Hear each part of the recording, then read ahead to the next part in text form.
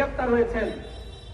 BNP এবং বৈষম্যবিরোধী ছাত্র আন্দোলনের নেতারা, শিক্ষার্থীরা সেখানে গিয়ে ওই বাসা ঘেরাও করেছে, পুলিশকে খবর দিয়েছে, কিন্তু এর মাঝখানে সেনাবাহিনীর একটি অংশ তাকে রক্ষার চেষ্টা করেছে। সেনাপ্রধানের আশপাশের লোকের পরিচয়ে হুমকি ধামকি দিয়েছে। আপনারা দেখেছেন 21 টেলিভিশনে বিস্তার নিউজ হয়েছে। এই যে এইখানে এতগুলো সাংবাদিক আছেন, আপনারা নিউজ করতে পারেন নাই কেন? আপনাদের মালিকরা নিষেধ করেছিল?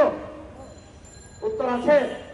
বাংলাদেশের এতগুলো মিডিয়া চ্যানেল আপনারা নিউজ করতে পারেন নাই কেন? কিসের ভয়?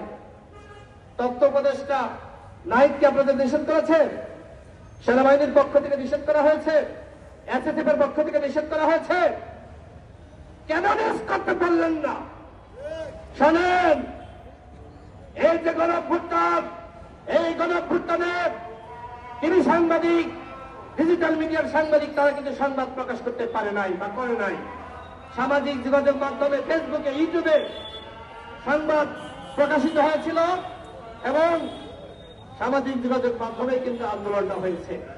সুতরাং আপনারা যদি জনগণের পালস না বোঝেন, জনগণের কাতারে না আসেন, জনগণের কাঙ্ক্ষিত সংবাদ প্রকাশ না করেন, তাহলে কিন্তু এই বর্তমান বাজারে আপনারা টিকতে পারবেন না। জনগণ কিন্তু মিডিয়াকে আর গ্রহণ করবে না।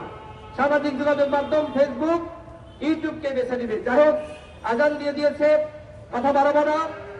আমরা সরকারকে বলবো, ভারতকে ভাই পাবেন না, ভারতের সাথে চোখে চোখ রেখে আঙ্গুল উঁচু করে কথা বলবেন। ভারতের দাদাগিরি বাংলাদেশের জনগণ আর মানবে না। সীমান্তে যেভাবে আগ্রাসন হয়েছে, এর জবাব চাইতে হবে। আগামী 24 ঘন্টার মধ্যে ভারতীয় হাই কমিশনারকে তলব করুন, জবাব চান। ভবিষ্যতে আর যাতে এই ধরনের আর কোন ঘটনা না ঘটে। সবাইকে ধন্যবাদ জানিয়ে আমি আমার বক্তব্য শেষ করছি। আসসালামু আলাইকুম।